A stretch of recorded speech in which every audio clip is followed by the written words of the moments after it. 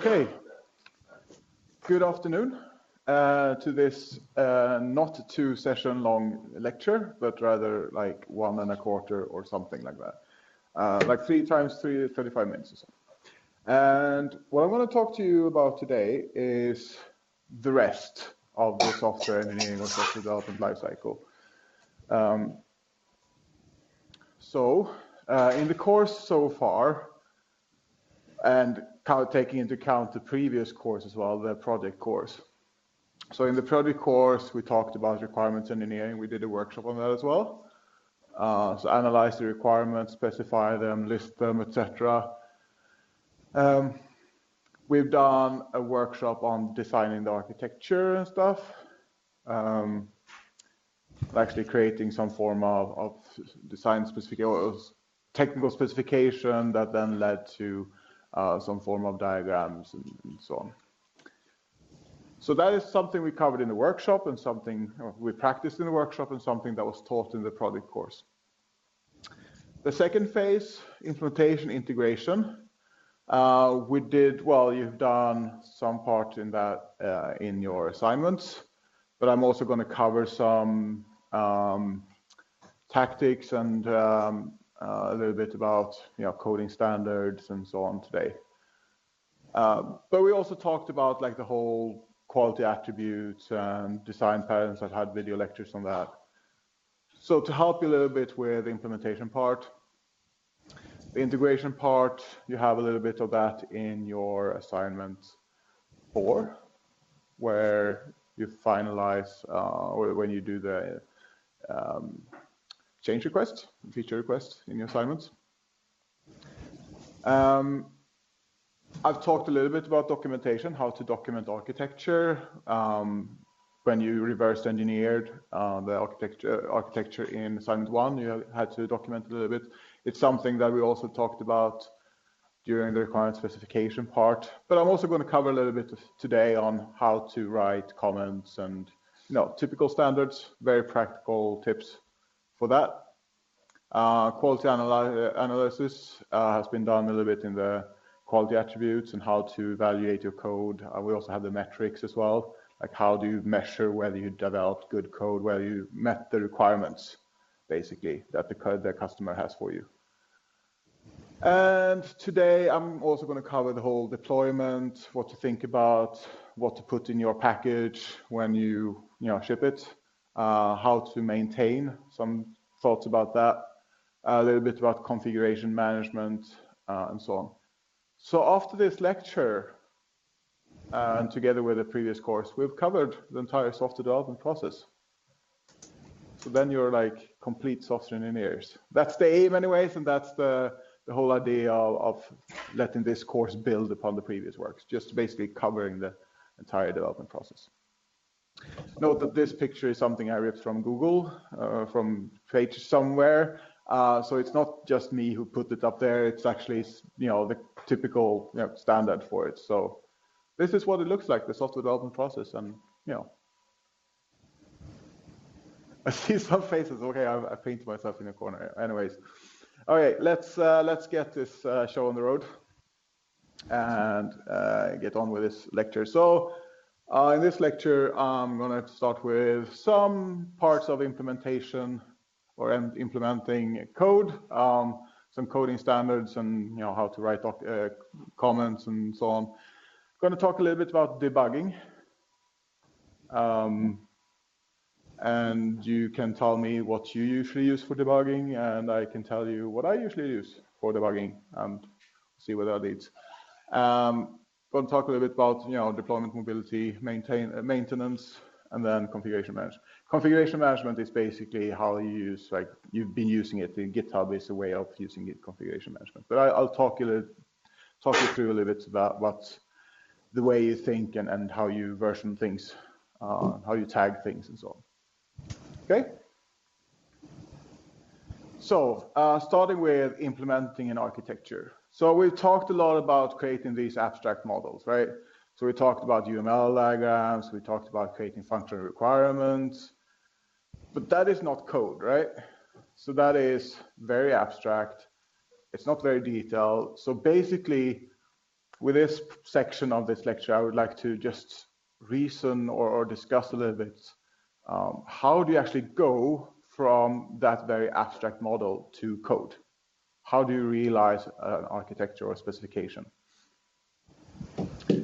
So there's a mapping problem, of course. You have some design decisions. Some architect somewhere has been sitting down, creating some abstract models, making some nice and good-looking diagrams, right? So that is something as a developer you'll encounter. Certainly there's an element of making things look good rather than making them very practical, even in industry. Depends a little bit on what company you're working for. In academia, it's extremely much like that, where the diagrams are generated mostly for the reports and not for people to actually develop things from, which is crazy stupid. Whenever things are developed with the implementation in mind, usually they are a little bit more detailed, or there's a clear understanding that these are very abstract and you have some freedom of how to develop things. But regardless, there are a number of design decisions in these documents, even in the abstract models, that then should be mapped into implementation, right? So how does that relate to creation of classes, etc.? And maintaining this mapping is important because of documentation. We talked about the importance of keeping things updated, because otherwise there's no point in having any documentation. And we talked about different tools and methods you can use, and just saying that something is out of date is better than not saying anything at all, right? But starting with something simple, like how do you implement a class diagram? Well, this is fairly straightforward, even though a class diagram is a little bit of an abstraction, because you might have some support classes that you have not listed here. At least something like this tells you the class name of something or object name, something about the parameters of that class, and so on. Even have some relationships between them, how many you can have, like the 1, 2 star. It has to have at least one, but it can have as many instances as possible of seminars in this case. So this is fairly straightforward. Any questions about how to go from this to implementation? Okay. The trickier thing then is how do you go from a sequence diagram to an implementation? Because this one it doesn't always put the classes up here, right? Sometimes it just puts like this module or this entity should communicate with that entity. It might even be a person here or be a bank. It might just say bank here. So it doesn't say anything about the specific implementation like the class diagram does. It just says something about the communication. So how do we use such a diagram to implement something? Any suggestions? Okay, if we break this down then, what does a sequence diagram help us with?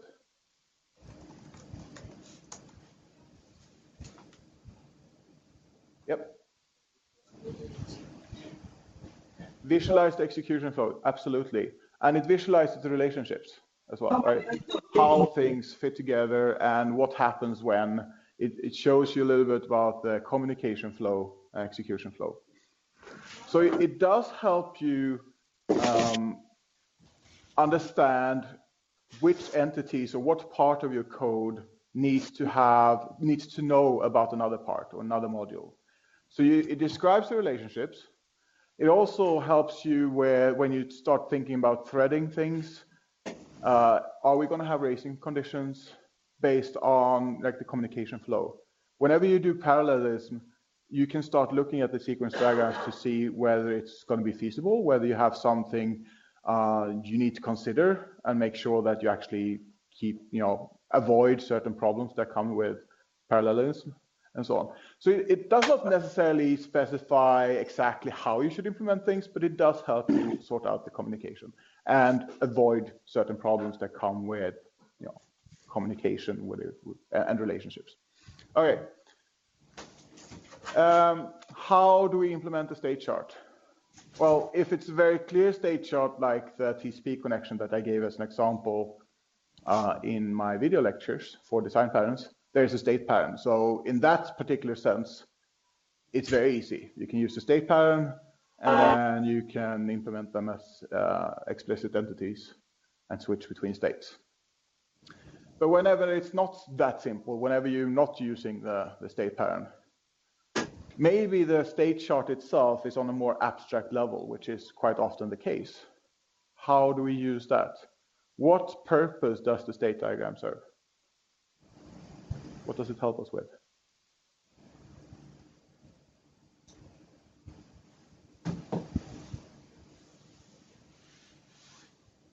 Okay, so the state chart, it also helps us with relationships, with communication. It doesn't show the communication flow the same way a state sequence diagram does. But it does help us see the progression through a program. And it also helps us with debugging in some sense, where you can see, where you can make up a hypothesis. Okay, something breaks. I get something happens here in this state. I don't know what, but I can look at the state chart and go back and see what are the likely problems. And I'm going to discuss this again later on when I discuss debugging. There are ways of making hypotheses as a way of debugging a system. It also helps us a little bit with transitions between states. What do I need to make explicit? Looking at the state chart, I could decide a little bit on modules, what parts fit together. Classification, we talked about that in previous course. How do we classify code to make it understandable? It helps us give us a little bit of insight into that. And of course, relationships between those. But yeah, it's more of an operation, so it doesn't specify things in such detail, giving the developers some freedom here. Okay, now let's go to a very abstract level. How do you implement a use case diagram?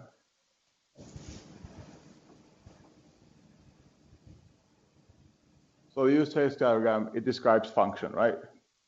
And I can tell you that when we just developed assignment 3, the testing thing, what we did was basically go to the CSN webpage, decided on what requirements to keep.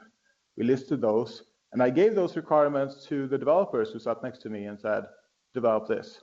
So what they did was develop a function for, or if I use this as an example, they developed this function for searching for items. And this does not specify classes, it does not specify architecture in any way, just that the system should achieve this functionality and should achieve this functionality. It tells me a little bit about user access control, of course. A customer here, of course, should be able to access these 3 functions, but not the submit taxes function. So it does help me with, authentication a little bit, maybe, how to specify things. The stakeholders, the actors in the system, like what people will use my system, and making scenarios and how the application should be used, which is very helpful whenever a developer is in doubt. I've been working in projects where function or the scenarios have not been clear. And when that happens, the developers make their own decision. This is how I would use the application. And when I started off working in the university, I did a lot of healthcare applications without knowing anything about healthcare or elderly people. If I was an elderly person, I would like to use it like this. And I realized very quickly that that was not the case. They don't at all want to use it the same way I do. Because as a developer, I have an idea of, I come from a background of being computer literate in this case. And the people I was developing from had a completely different background.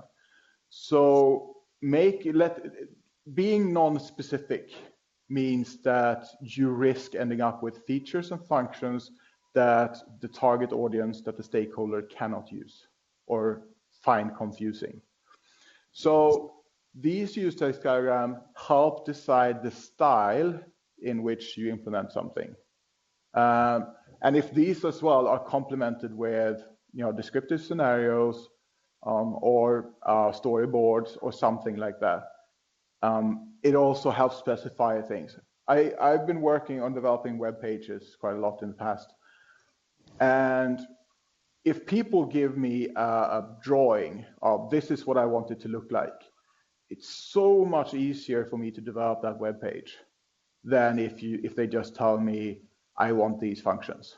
I want the page to be able to handle this information, because that gives me so much freedom to where I should put the buttons. And of course, I group the buttons the way I want it.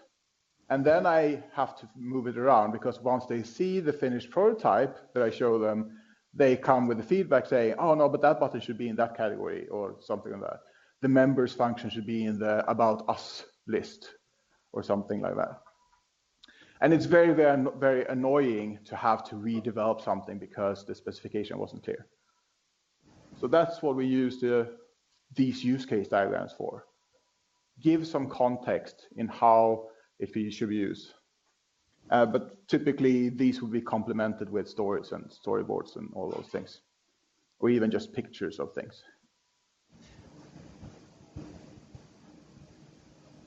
Okay, so enough about how we implement something based on a specification, right? Looking at coding standards and documentations, there are a number of different things that experienced developers take for granted in naming conventions and structure, in style of programming and so on. And of course, they're going to vary a little bit between companies. As I said, a group last year, they had their implementation rejected because it didn't follow the style of the rest of the program, the naming conventions, etc.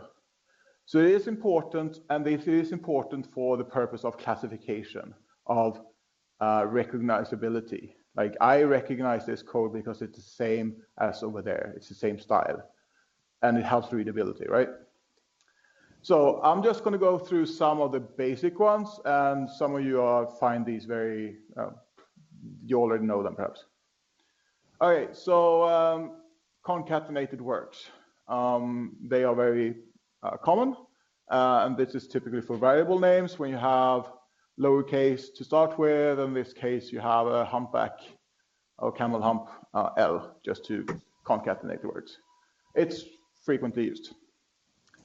Class names typically begin with capitals. I don't know, when you learned about object-oriented programming, did they teach you about like capital letters and lowercase letters? Okay, so this is known for most of you then, I guess. Variables with lowercase, constants with capitals, like in max, name, length. Whenever you do constants, use static final, at least the final one. But there's also a way of considering not having them as publicly available like that. You can use a method to create them instead, like get length or something like that. Because that helps with encapsulation. And it also helps a little bit with documentation, I would say. But it depends on the style of the program, of course. Okay, here we come to some, this might be personal preference in some cases. But data members of classes with an underscore. So if it's publicly available variable in that object, a global in that object, you started with an underscore, just to separate them from non-global variables. Helping you, like, I've had, before I learned about naming conventions, I would use Olle, Kalle, and also those things. And since then, I use I for a lot of things, like for counters. And I think a lot of you guys use I or N or whatever for that as well. But I also, in a few cases, then used I as a global variable, and it gets really annoying very quickly because you shouldn't do that. And because it's so difficult to keep them apart. If you have an underscore before the variable name, it's very, very clear this is a global variable. Of course, it's a personal preference. You can use whatever, but I see some faces. Do you have an opinion on this? Speak up. There's like lots of correct answers here, so.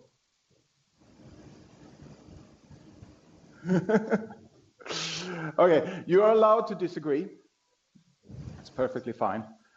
It is a personal preference and style here. But I think that being able to separate global variables from non-global variables helps with readability, whatever style you end up using. That is something I do believe in. But feel free to adapt this or not for yourself. I have seen it in some larger projects. I think in one of the GitHub projects last year, I encountered like a group having lots of problems with like, where does this variable come from? Like, where is it being defined and declared? And then when they started realizing they were all declared in the same way when they were public or global, they said, oh, okay, so this is a global variable. Okay, I will stop looking for it in this class then. At least I know it's defined somewhere else. So that did help them when they figured that out, so to speak. Okay, for accessor methods, these are something you get name and set name and is whatever. I mean, those are common, quite common. Okay. You can have insert into, remove from, etc. for collections. And this I know is a very, very personal style. I know a lot of people who don't agree with it. If you see it, then at least you can be sure that they've used it for this. Like class over class variables, etc. You can start it with a big or capital C, just to, so in this case, C customer, just to separate them. I know when I talked to Försäkringskassan when they wanted to develop something, they asked me if they should define the interface with a capital I in the beginning, just because that was the way they developed it internally. If you see it anyways, then you know at least what it is for. Regardless, I think knowing naming conventions and knowing what the style is for your company or for the software you're working with is important. That you learn those, pick them up quickly, read the code to understand in which style other programmers in your company or your colleagues work with, and try to adapt a similar style and standard. Distinguish between instance variables. Lots of different styles, underscore length or a length or whatever. There could exist a number of different versions. Preferably, you should be consistent between classes in your code. When you're documenting your code, for instance, using Javadoc or something like that, it's important that you describe what the method does, why it does so, what parameters has to be passed, and you can use the param tag for that. Exceptions that are being thrown, like you can use the exception tag. Reasons for choice of visibility, if it's private or protected or public or something like that. Is there a particular reason why you want it to be private? It's something you need to protect, or a particular reason why you want it to be public is probably a better reason. Private is usually okay for the most part. Known bugs. I think actually it's good to comment it in the method head rather than inside, and as well inside the code, if you know that there's a problem, because a lot of times okay, to do, like, or fix later. It's something as coders we often do, like in the middle of the code. I know this loop is going to have problems in this particular case, so document it in the method head, so to speak, or method documentation. Because that means you don't need to read all of the code to get a grasp of what's going on. You can read like whatever's in the Javadoc later on. And might help some people debug the code later on as well.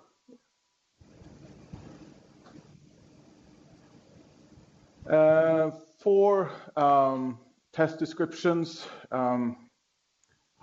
you can actually, it's good that you describe what tests have you created for your method, for your code. and also tell them where this test is located, because sometimes it might be difficult to know, like if there are lots of classes in a module, where are the tests located? Is it somewhere completely different? Is it a unit test somewhere? Do you have a unit test class, or have you done some other form of testing? When I develop, if I don't develop unit tests, which I rarely do because in academia we don't really do it properly. It's just the reality of things. But I often do tests in the main method, so I can run a specific class, and I run the tests, so I run every class independently. Sometimes I have a main method somewhere else that goes through the tests. So I do test everything, but not maybe with proper unit testing. And yeah, that would never fly in the industry where testing is important. But anyways, document where the test can be found and which version of the test, because if you have tests made for an earlier version of the code, they might break or fail. If you have tests for a later version of the code and you have an earlier version on your drive, they might fail as well. So document versions between tests and code as well. Okay. Give some examples how the method works, the pre and post conditions, to help with testing as well. If you have threaded applications or need to synchronize things, add that into the documentation as well, just to help give whomever else is going to develop on your code some understanding and simplify things for them. Any comments, questions, things you disagree with? It's absolutely fine to disagree because it is a very, very personal taste. I'm giving you some examples. I hope these can be guidelines to what you include in your own documentation and naming conventions, etc. And if you don't have any particular specific opinion on your own, feel free to adapt these, so to speak. Okay, attributes. Whenever you document attributes, it's helpful if you document the range. It also helps with testing because, let's see what the name was for it. If you end up with a result in a test that is, if you have an age between 1 and 30 and you end up with an age of -10, it makes no sense, right? So sanity checking, I think I call it in this case. Having this documented, what is the accepted range for this variable, helps you test something later on.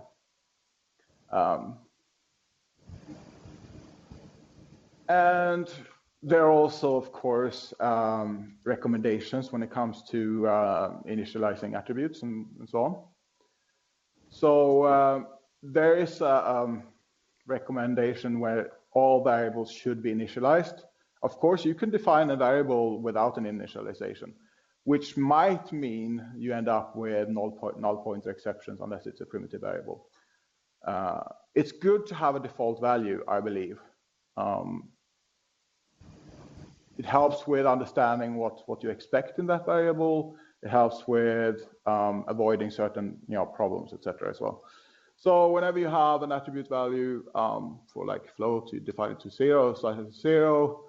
Of course, you might have,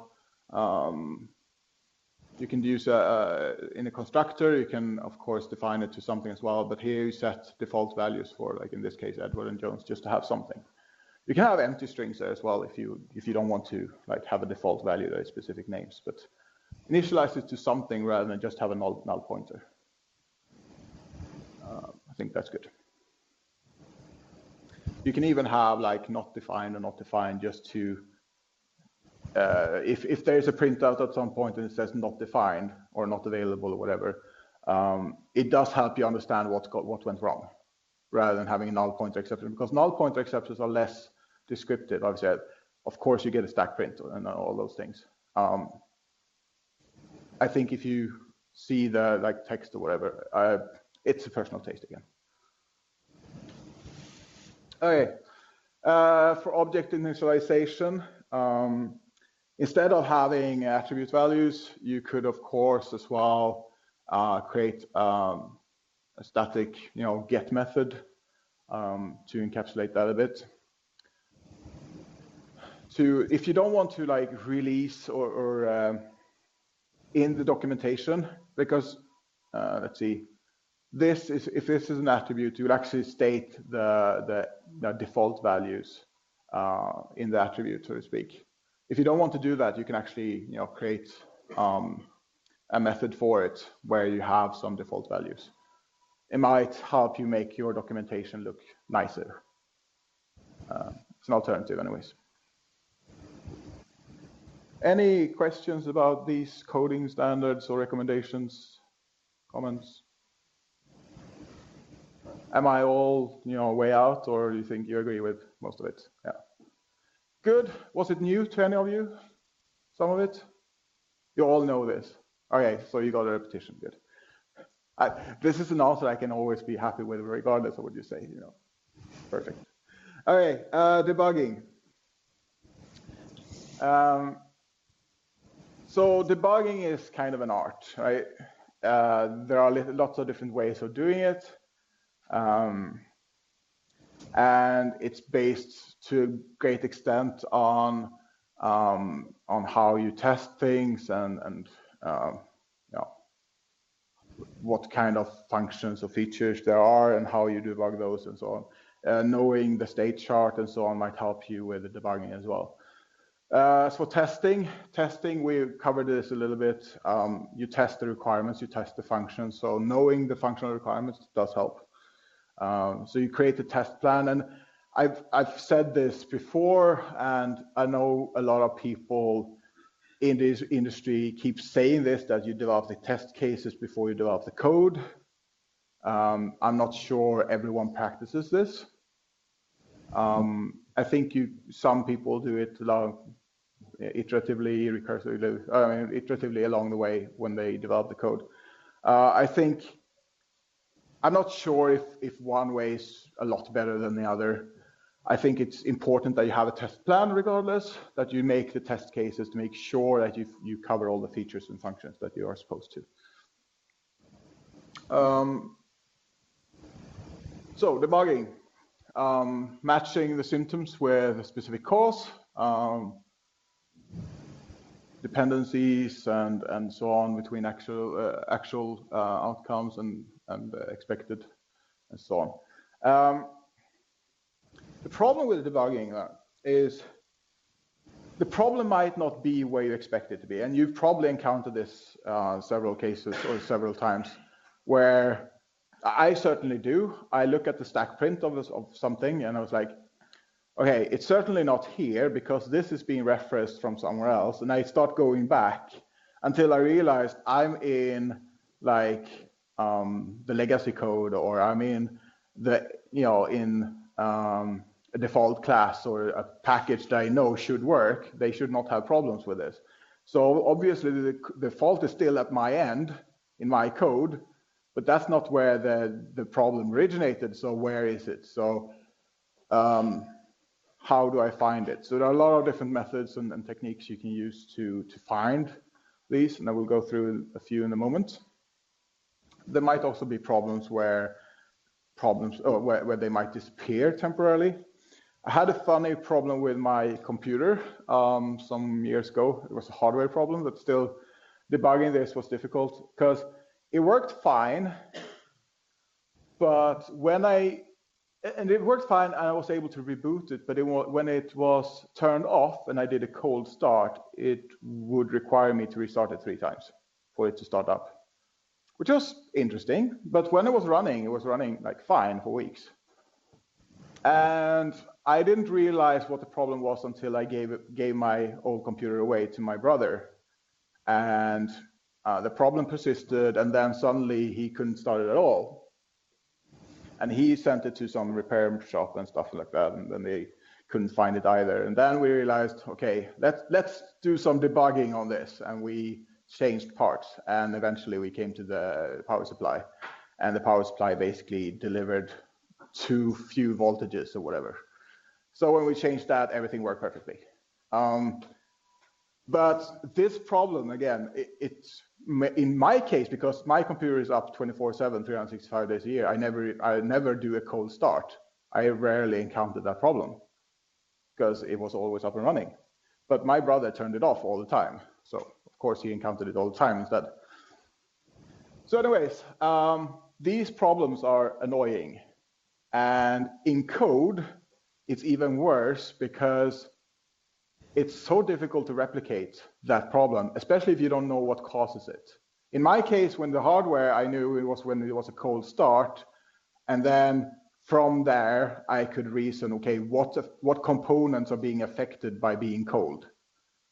Power supply being one of them, like the electronics in the power supply, if they heat up a little bit, I don't know. There was like some limit there or whatever.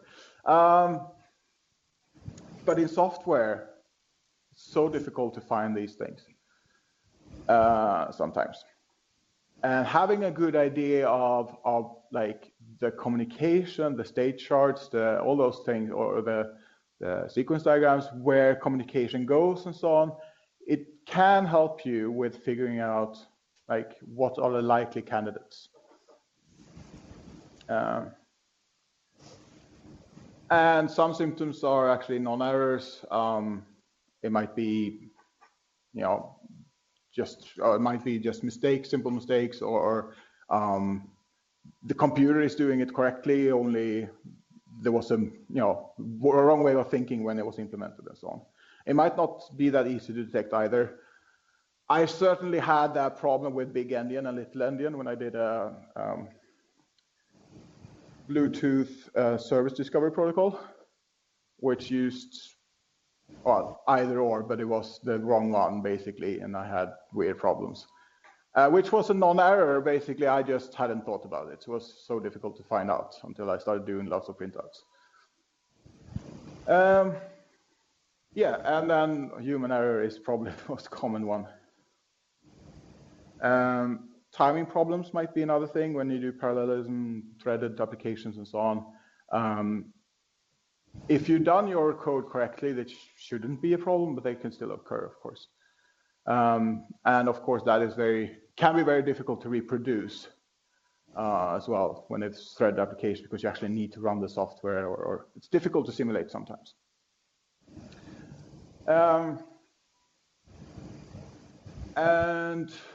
We already talked about the intermittent problems. Sometimes it's both hardware and software, etc., in combination. And sometimes the problems, of course, distribute between a lot of different places. And it's very discouraging when you fix one problem and 20 new ones appear, right? And it does happen every now and then. Sometimes because the compiler basically stops at the first few problems, and then when you fix that one, it goes on and then discovers lots of other ones. Still, there might be cases where when you fix one problem, the problem still occurs, and you might be tricked to think, well, that bug fix, obviously, I changed it back to the wrong or the non-working code because the problem still persists. But it just might be the case that the problem is like, it exists in 4 different places. Like there's something wrong there and there and there. So it all causes the problem. So you need to fix it at all 4 places. So yeah, it can be difficult as well to like reason or find all of those locations. So can you talk amongst yourself for just 1.5, 2 minutes or something like that? How do you debug software, and what are your favorite tools and methods for debugging?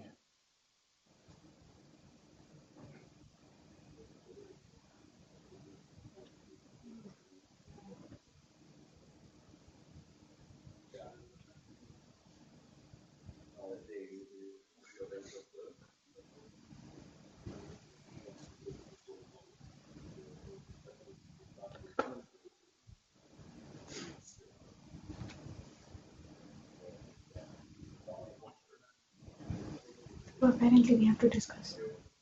What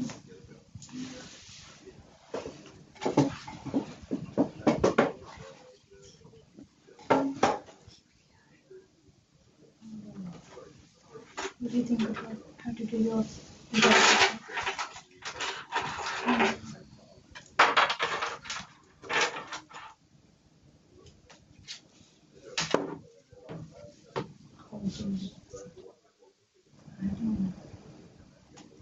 Maybe run some basic When test I cases. just used to have programming, then you were just reading code line by line, then finding error, then searching on internet, then solving the errors. It's better if we just test it, right? Yeah, I do. Just do some basic sanity or something, Mm. test it, and then if there is any issues, you have to know where it broke, which broke what. Yeah. Oh, when we run the code, when I was coding, then we can specify this. Okay, so do you have any suggestions? How do you debug software? Anyone? I'll start you off. System out print line. Now we covered that one. That's kind of like a brute force. I do it a lot still, especially when I do web programming, JavaScript, because yes, there is like a Google toolkit these days, which is better, but I'm like an old-fashioned. Before that was available, you were kind of reliant on doing that for JavaScript at least, but these days there are better methods for it. I know a lot of people that still do that, even professional ones. Okay, what other methods? What other better methods are there?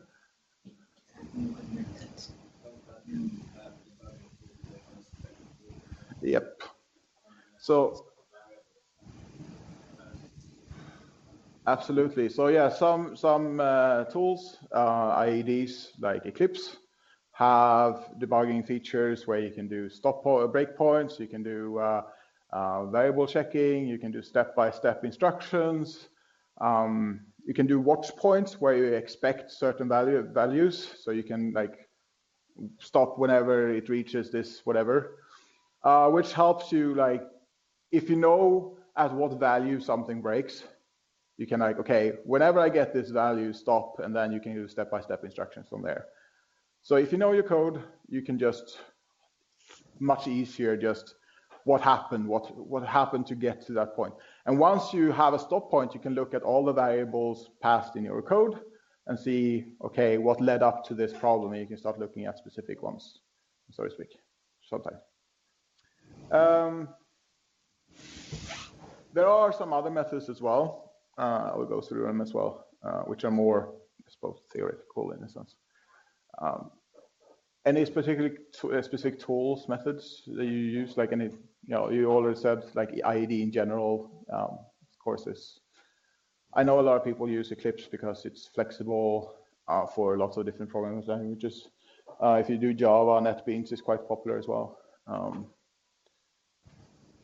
There are a number of other tools as well. I use Sublime Text for coding, not because it's like good for debugging or anything, but it's very good for when teaching to have, you can change the font and all those things. But I kind of like it as like code as well. You can do some syntax highlighting and stuff over there as well. If I were to program Java, I would do Eclipse or NetBeans and PHP as well and stuff. If I do JavaScript, since I do the whole print out thing, I actually do it in Sublime Text, which is just a text editor. So that's my own preferences. Just be aware that there are lots of good tools for helping out with the debugging and all those things. So setting up your project properly and spending the time to do it might be worth your time many times fold, so to speak. Okay. So we already talked kind of about brute force, which is like do step-by-step instructions. I don't know exactly why it's called brute force. It's like, I guess it's the name because the other ones are different. But you look at all the variable names and all those things we just said. There's also backtracking. Let's skip the brute force. Well, you see here, breakpoint, step-by-step, variable, condition checking, watches, and so on. Backtracking, in small programs, it's quite useful and so on. You can look at a location where a symptom has occurred, and you can basically go back and see where did it come from. If you have stack printing or stack traces, you can look at where did the problem originate from, and so on. You can go back to like where did it actually first trigger, in a way going back until you see the origination. In larger programs, it can still be useful, but there might be lots of paths in which you might reach to the same problem. So it can sometimes be difficult to find exactly the reason. You can still be lucky and find it though. So it's a good way of going about it. So I think a lot of you have used this as well, using the trace prints and stuff like that. I'm guessing it's quite common as well. Okay, the third, cause elimination, might not be something you have used before. I don't know, some of you probably have. So basically there is induction and deduction. Induction is basically where you make up a hypothesis. And you try to prove that hypothesis. Basically, okay, this diagram is a bit silly, I suppose. But in my case, okay, talking about the hardware, if I go back to the computer that had a faulty power supply in it, right? My hypothesis was based on the problem only occurs when it's a cold start. And I started making a hypothesis, okay, what components are affected by cold starts? I mean, that could prevent the computer from starting. And one of them was, okay, power supply, of course, was the initial kind of thing. And I made a hypothesis, I changed the power supply, and it worked. Problem solved. So basically, I locate the data. In this case, it's cold start, organize the data, well, what cold start, where, well, when, and so on. I could answer these questions. I can look at the relationship. How would the power supply cause myself to get locked in the BIOS and not go onwards? Well, once the CPU needs more, to actually load everything, it starts drawing more power, and all the other components start booting up as well. And as Windows starts up, it starts waking up a lot of the components, the hard drive spins up and all those things. Well, I mean, just in BIOS, it does not start everything, I guess, or at least it doesn't draw the same amount of power. So I could study these relationships, and so I have my hypothesis. Okay, let's change the power supply. I prove the hypothesis, and then I fix the error. So that's induction. The deduction is basically when I go from lots of different hypotheses, like what could be the potential problems here? Like, did we have a pointer to the object or a copy to the object? Which variables did we actually send or actually update? The different reference problems, or it might be a block variable or whatever. When you have lots of different potential, like this null point could be a number of different reasons. And you start disproving them one by one.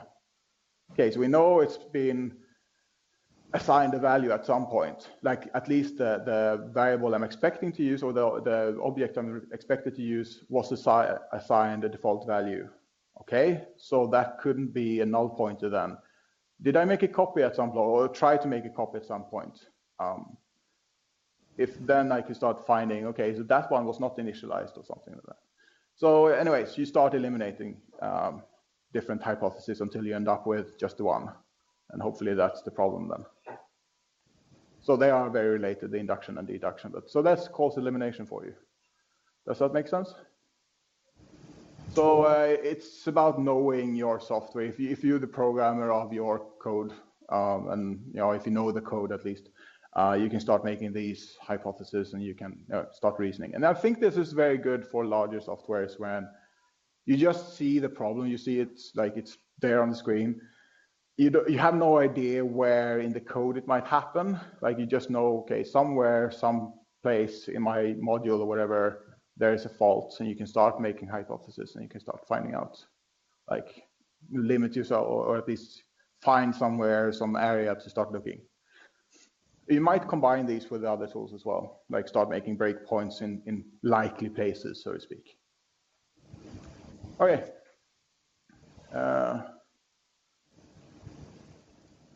Okay, so 3 questions to ask before you correct an error. Is the cause of the bug reproduced in another part of the program? Do you have some copying, or is the code located in several places? Excuse me. Because if it is, the problem, the bug is probably there as well, right?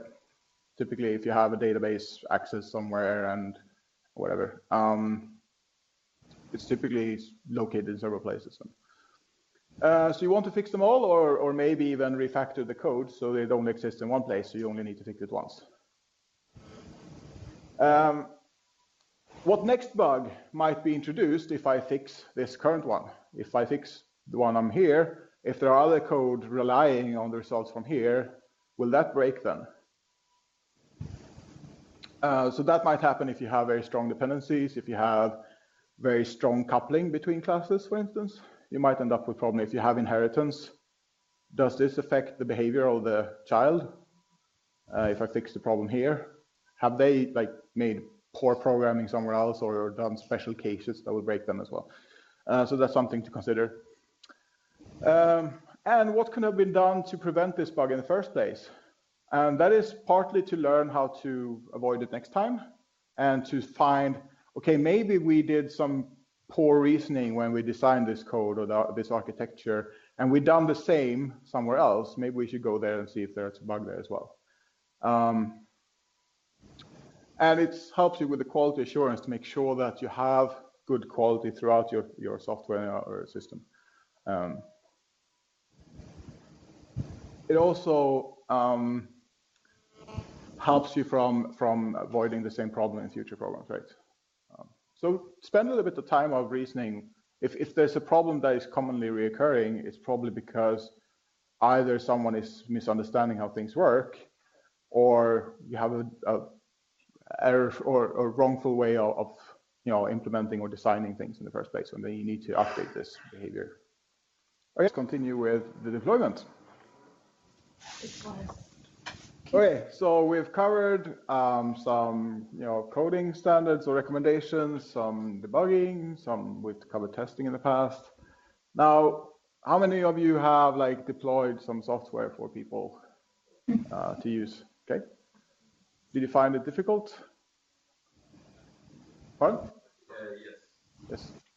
What was difficult about it? Quite different to have something keep running all the time from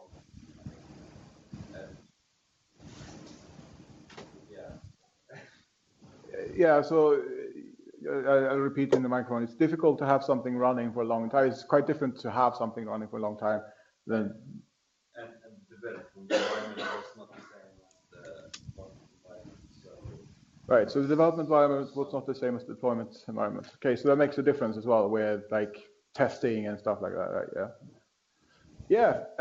I've deployed softwares for use for months in someone's home. One of the things I've realized that deploying can, especially if it's during testing phase, you haven't really thought about executables and it depends on what kind of system it is. But in my case, it was a lot of hardware dependencies and sensors in the environment, in the room, and in the lab, it's so easy to test because you place a sensor where you want it. In someone's home, you have to place it under the table because they don't want the table sensor to be seen. And suddenly, there's no power supply under the table. And, there are lots of things with that. But also when it comes to software, the installability of something. People get really annoyed if you leave something behind, if they uninstall it or try to uninstall it. And the whole customer relationship with, deploying software, supporting software, maintaining software, because suddenly you need to be able to roll out updates. You don't want to regret it later on. You have to think about this system should probably run for many years, or at least for a long time. So I need to be able to have a way of rolling out update. I need to make sure that it does work. It doesn't open any security holes or memory. It doesn't have any memory leaks. It doesn't have any problems, because that will cost me more in terms of effort once it's deployed than before. So a lot of things that you want to avoid and that you can help yourself with if you just keep them in mind. So some common release problems. Of course, you have the timing issue. You want to deploy it easily, quickly, before someone else maybe. You need to keep a schedule. You make promises, you do marketing, and then suddenly you bind yourself to a specific date, and not missing that date may cause marketing problems or trustworthy problem. They might not trust you as a developer anymore, which may hurt future business. So that is, those things are very important. So the whole unpredictability of things is very important. It impacts the plan. And as a manager, and I will cover this as well in my next lecture, which will be on surviving the workplace. Like as a manager, you would like to see you would like to be able to predict when will we be done, what problems will we encounter, or where are we at the moment. It's very difficult sometimes because people don't always share their shortcomings, right? If I'm an insecure person in the workplace, I want to mask my failures as much as possible. That's a natural defense mechanism, I think, for many people. That also means that some of the problems I've encountered, or some of the problems that exist in my deliverables, will not show up to the people managing the project. And suddenly there are unpredictable outcomes, or suddenly we are hit, or the company is hit with a 3-month delay because there's a problem that someone knew about, but it wasn't communicated. So you end up with a last minute kind of solution, or in the very last minute, you have to make excuses. But if this was a known problem from the start, then you can put in extra effort. You can skip some features maybe that are not as important.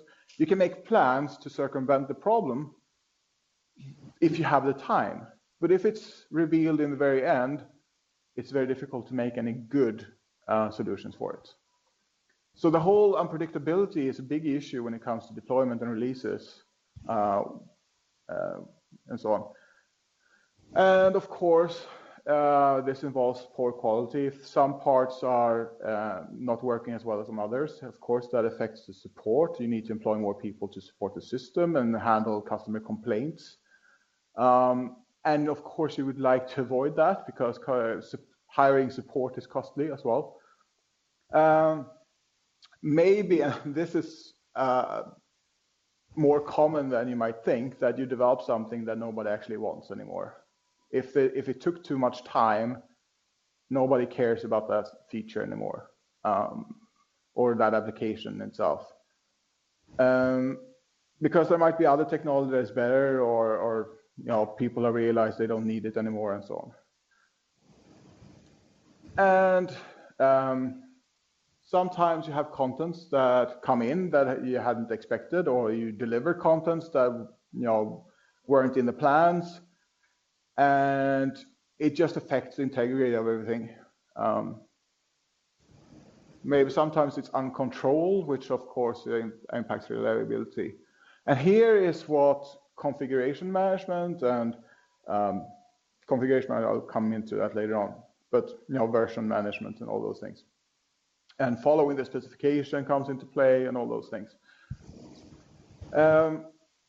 And then we have the overlooked distribution and installation. Whenever you haven't really cared about or looked into the installation manager or package installation or whatever, and using a good framework for it, you might end up with problems later on.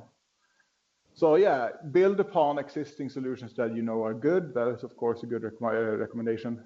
But these are things you should think about, and of course that means you have to balance, time to market, features you include in the software, and the quality. And you've probably seen this graph where I think I showed you something similar in my last course. Okay, so there is a release process, or typical release process. This might be different from different companies as well, but I'll go through this one like as a recommended steps list, and then it might differ from different places, but you probably recognize some of the steps. So of course, you start off with defining the content. What should the build be containing? And this might be actually a part build, like you have some mock-up test or you have a showcase. You want to develop or deliver something that can be shown in some expo or whatever. And it might be different from the full product, but you have to define things that fit together. You assign a version to it, and that goes for the version management system. You plan a release date, you build the implementation, you package it, you deploy it, you test it, and you might iterate this until you have the desired functionality. You have to control the change in larger softwares, because if you have 200 employees and they're all developing on different parts, you cannot just have people developing things willy-nilly, because they will not be integrated properly. They might break the functionality of someone else's code.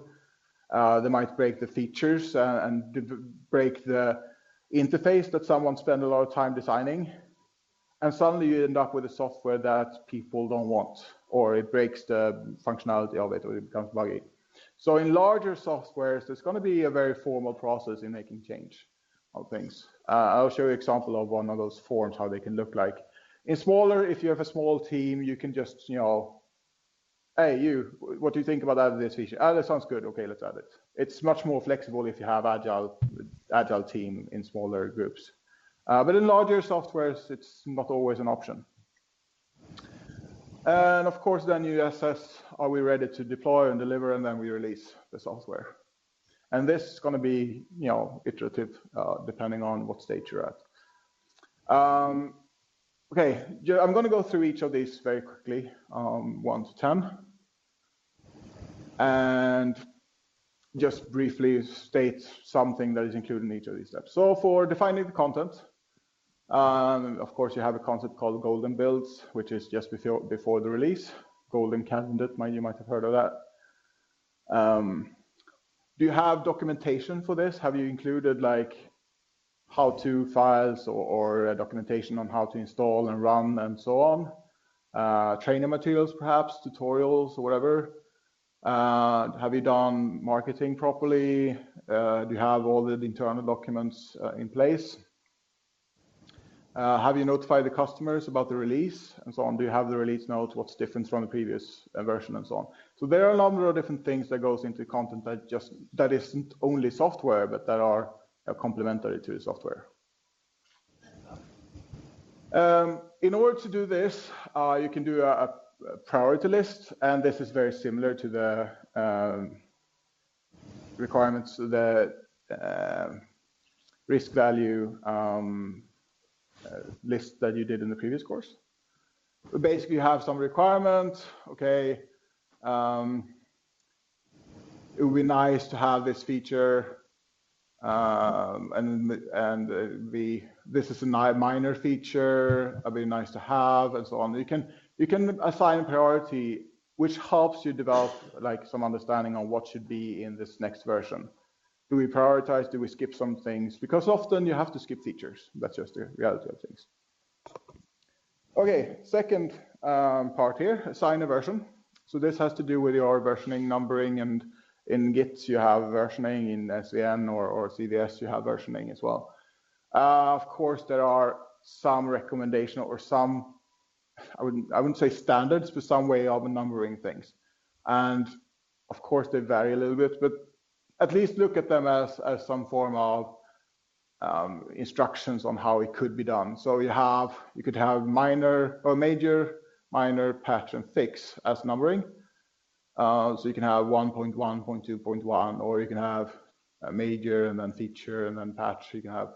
So there's a number of ways of numbering that could make sense for your company, depending on how you. So you can tag your branch or tag your release.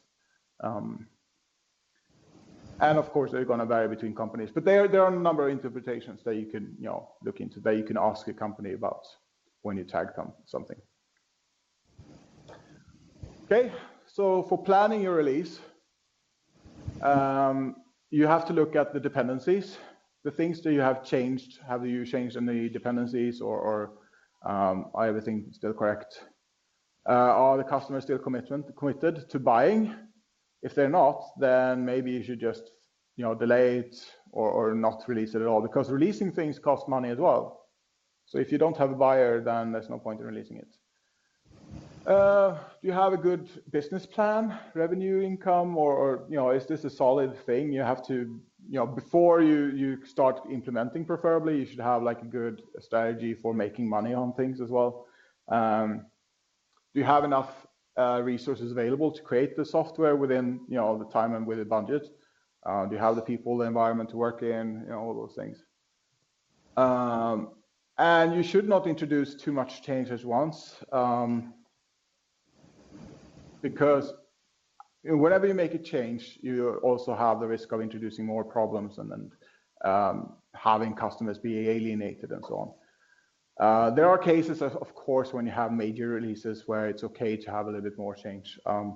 But there are so many cases where there's been a lot of change and the customers stop using the software because they are unhappy with how things now work. So it's always a risk of you have to take in that case. Between releases, you of course need to make sure you have a stable system and make sure that you have the organization to take care of the system afterwards. Do you have the support staff on hand and so on? For releases, when you plan them, of course, you can have milestones. You can check them off. You can have, this could be a public list where you put somewhere that people can just go, okay, where are we at the moment, what failed, and so on, just to give everyone a view and give everyone the feeling of they are part of a team, they're part of creating this release together. For building, of course, there are different types of builds. So we have the system builds, we have the integration builds, we have release builds, and so on. So we have different roles. If it's a private system build, of course, it's more for the individual developer. And it's good to get some feedback in that case. Integration builds, it's more of integration, make sure everything works together, that you don't introduce more problems or system bugs and so on. And for release builds, everything needs to be packaged and released and so on. So yeah, it's good to know what kind of build there is. Packaging, okay, so it's just make sure that you have some plan for how you should release it, in what packaging, if it's box or whatever. These days, the App Store is quite popular, I suppose. For deployment plan, you might have a team that actually look at just the installation of things.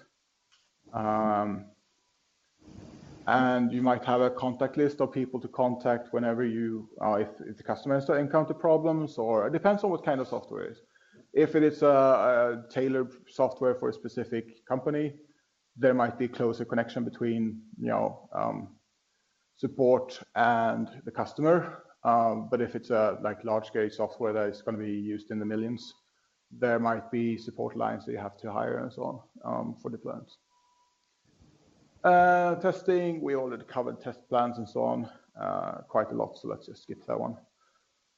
For controlling change, so now this is when we come into versioning and requesting change for things.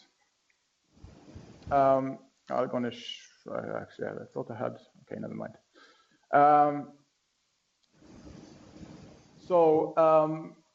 If you don't have some form of control or check whenever there is a change introduced, you might break the software. That just makes sense if people just develop things without checking the overview of the system. You also need to keep the documentation updated and so on. There are, in some larger companies, there are even boards that look into the changes and handle change requests. So there might be a change control board, and they do impact analysis and does this impact some other part of the code? Does this impact our customers or stakeholders? And in which way, and so on. So it all depends on how large softwares you're working with, basically. Oh yeah, baseline is important.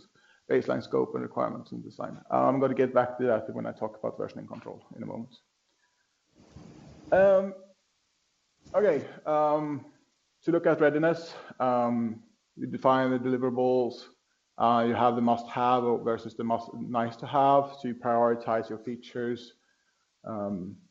Check the quality. You have the software metrics we've gone through the course. You have the schedule. You have objective. Have we released the right functionality? You have the quality attributes. If the customer had a specific request, you can look to make sure that you deliver exactly what they wanted. And then you have all the organizational readiness, support training, marketing, sales, and so on. And risk assessment. So when should you deliver your software? Well, in some cases, you have these metrics. So that's why we discussed during the quality attributes lectures, like what are the metrics? How do we measure that we are done? So this might be in terms of quality. We found so many bugs, and when we get into a certain threshold here, when we have fewer found bugs than we have fixed and so on, or open bugs, we'll release the software. So there are some metrics you can look at where you can specify beforehand when we're ready. Okay, let's skip that. Okay, and then you release, and you have to distribute it as well. So distribution is something else you need to think about, or you might have people or a team working on as well. So what's in the release? Well, again, it's the whole packaging thing, help documentation, execution rules, icons. So that might be something that you haven't considered. I know icons for launching software, for being visible in desktop, licensing agreements. If you want to do code obfuscation to make sure that people can't reverse engineer your stuff, you might have a trial version for people to test, make sure that people can't crack it and stuff, or at least take some measurements to avoid pirating if you want to make money. I guess install wizards, uninstall program, and stuff like that. So there are a lot of different things. Some of these come with the frameworks that you use, and some of the things you need to consider yourself.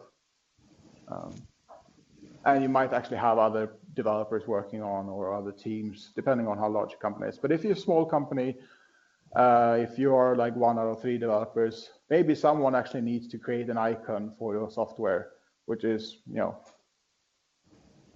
work that is typically not programming, but some people programmers end up doing anyways.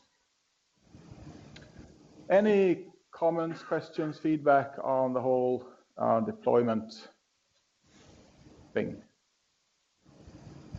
Okay. Maintenance. Just trying to be aware of the time. I think I'll do the rest of the lecture because I think I have maybe 20 minutes left. Is that okay? And then we can go home. Okay, maintenance. Let's read an excerpt from some text here. Let's read the yellow part. So research indicates that some 40% to 60% of the maintenance effort is devoted to understanding the software to be modified. And in some of your cases during assignment 1, just trying to understand the software, I guess, have been tricky. In some other cases, you've received some documentation, so it's been a little bit easier. But whenever you want to maintain something, you need to understand how the code works. And if there's a bug, you need to find out where it is. And that's what you're doing in assignment 4, where you do a change or feature request. You have to find somewhere to patch or to update something. So it can be difficult. And there are different ways you can do in order to prepare for maintenance. Corrective maintenance, adaptive maintenance, perfective maintenance, preventative maintenance. I'll go through each of these. So corrective maintenance, basically you fix a bug or fault. It's typically a reactive process where someone comments or complains, okay, there's a bug here, it breaks the software. Whenever I do this, something happens, everything crashes or whatever. So it's a defect. And yeah, so 70% of the maintenance is correcting faults. Everything else is, typically updating features or so on. Adaptive maintenance. It might be adapting your software to the new environment, updating to a new version of the OS or something like that. So it's basically as the environment and surrounding evolves, so your software needs to evolve with it, right? And about 80% of the maintenance to adapt to new environments, and 65% of the maintenance is basically adapting to new requirements or requests from the customer or something like that, adding more features or functionality or changing functionality. And then perfective measurements or maintenance. You basically try to improve the quality, reduce bottlenecks, you increase maintainability or whatever. So basically you do some updates basically to avoid spending so much time making changes in the future. So you do this concurrently to everything else typically. And maintenance is all of the things that you get to practice in the next workshop, which is on Tuesday. You get to do some refactoring of really bad code, which is last year's home exam. I'll add an announcement on the webpage or the Canvas page, by the way. So re-engineering, refactoring, bug fixing, of course, adding new features, porting to new environments, improving quality attributes, and all those things. So that is what maintenance is. And you need to, of course, have a way of rolling these changes out.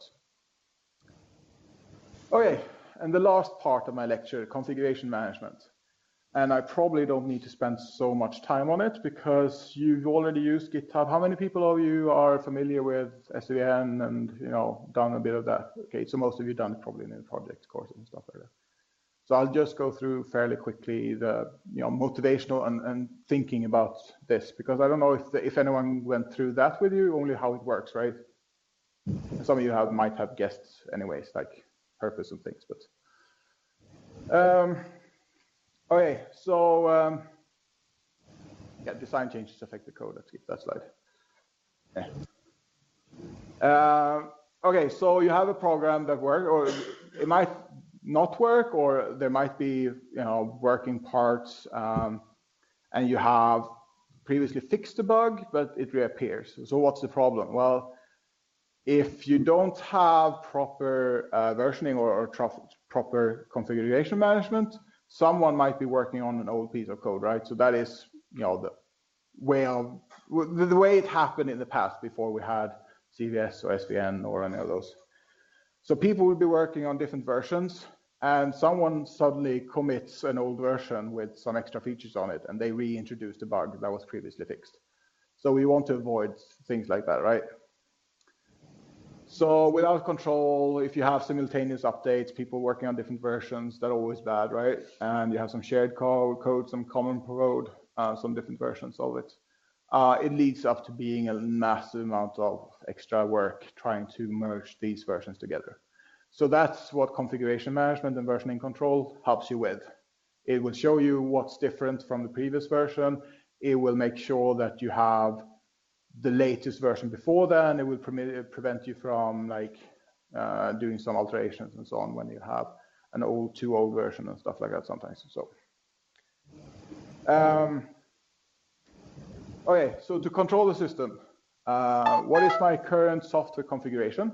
And by configuration, it's not just what is the tag or whatever, but it's which test goes to which code, what's the version of the programs between them, so you make sure that they're always matched, which module is configured to work with what other module. Basically, it's the configuration of the software, the application itself, and all the tests that goes with it, and all the shell scripts, all those things. It goes into the same versioning system.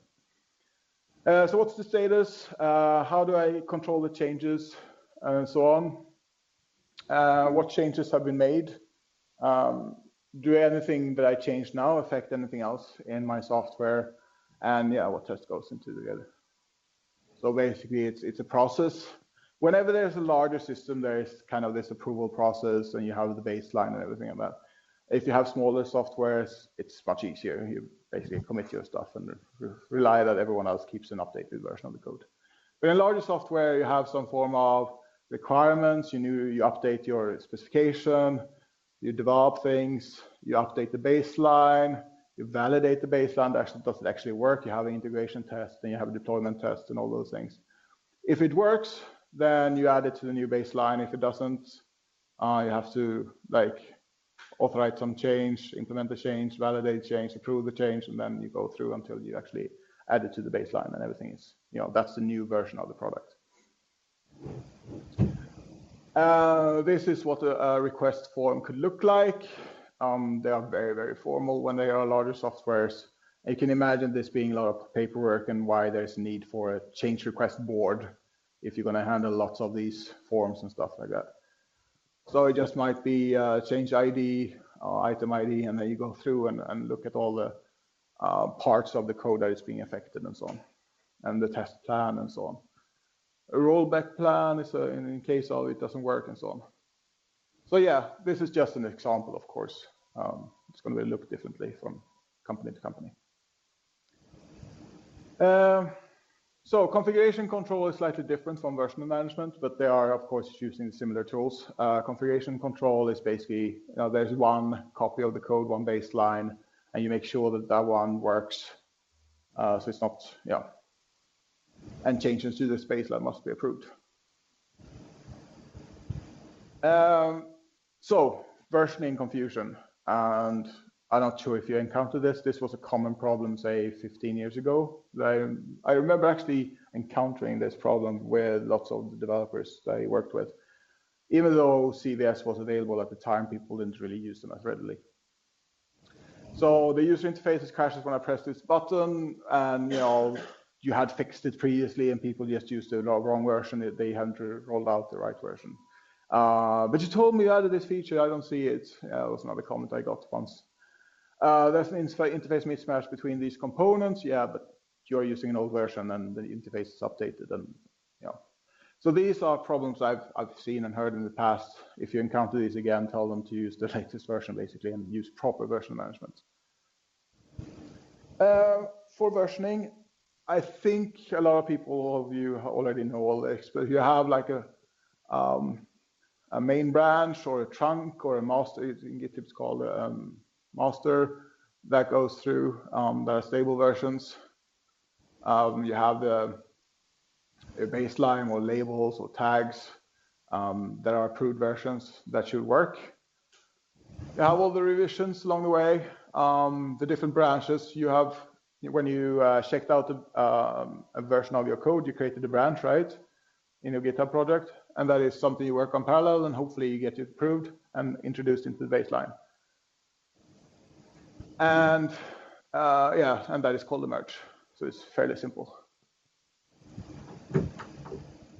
And here again comes the whole numbering of things like major, minor, and the build versions and so on. So there are ways of numbering this that the system itself can keep track on, and you can actually assign yourself tags and so on. And some tools for versioning: CVS Subversion, SVN, GitHub. GitHub is quite growing in popularity. Some bug tracking tools that I forgot to mention before: Bugzilla, Mantis, Redmine. There are lots of tools. I've used Mantis before.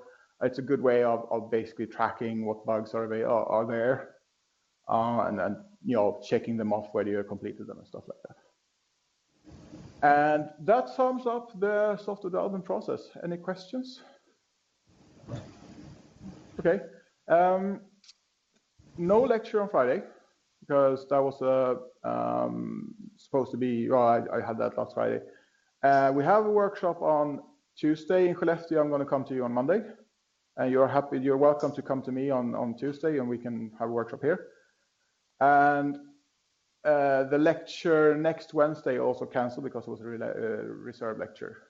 And I only have one lecture left in this course, and that is my Surviving the Workplace, which I talk about my own experiences being both a code slave and being a manager and hiring people, and recommendations for how to handle stress and low self-esteem. And it's a very personal lecture. I do hope you enjoy that. That is going to be like the week before the seminars, and then we have seminars.